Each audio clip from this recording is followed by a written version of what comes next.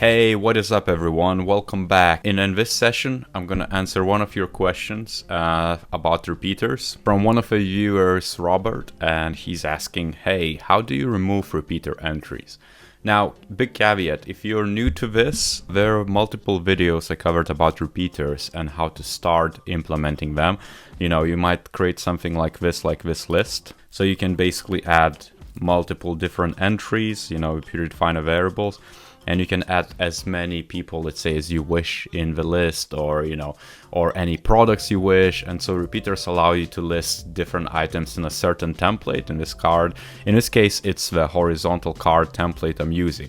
Now, with Robert's question, it's quite easy to do. It's the same way you would add, you know, an entry to a repeater. You can actually remove an entry from a repeater as well. And let me show you how it's done. So let's say if you've done your repeater, next thing is to maybe add a removal button. Now you can add a mass removal button, but I guess your question was, and anyone else's question would be like, how do you remove a specific entry out of a list, right?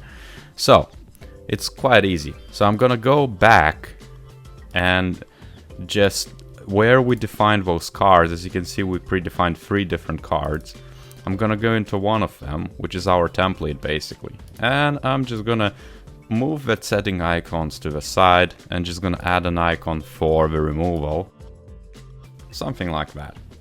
That's pretty okay, at least for this demo. So what I'm gonna do next, I would just probably simply assign a value to our icon, and I'm gonna overlay it with hotspot just in case, because, you know, it might be that the icon is transparent, it's not perceived as a full block, and so it might not always appear clickable, but with this hotspot on top, I can be sure that it's gonna be. And I'm just gonna add a new interaction, saying on click, and then scroll down to repeater actions. And as you can see, you're gonna have plenty of different items. Now what you really wanna do is delete rows, select repeater, and then you can either select this row specifically, which is this item, or you can, you know, add rules.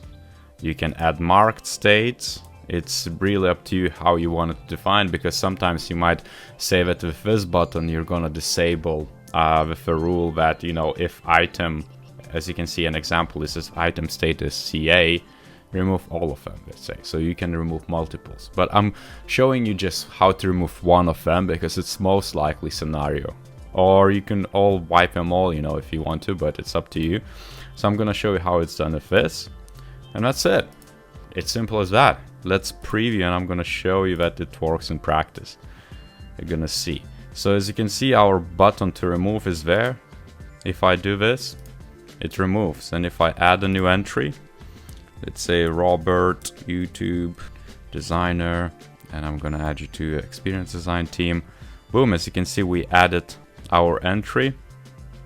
And if I want to remove it, I just remove it, simple as that. This is it. That's how you remove entries from repeater. And you can explore other actions within that repeater action set. There are a lot of them, and you can do so much of it because, you know, it's almost like a flexible table with different styling. For those who found this too advanced, I recommend to check the links down below in the description or somewhere here floating.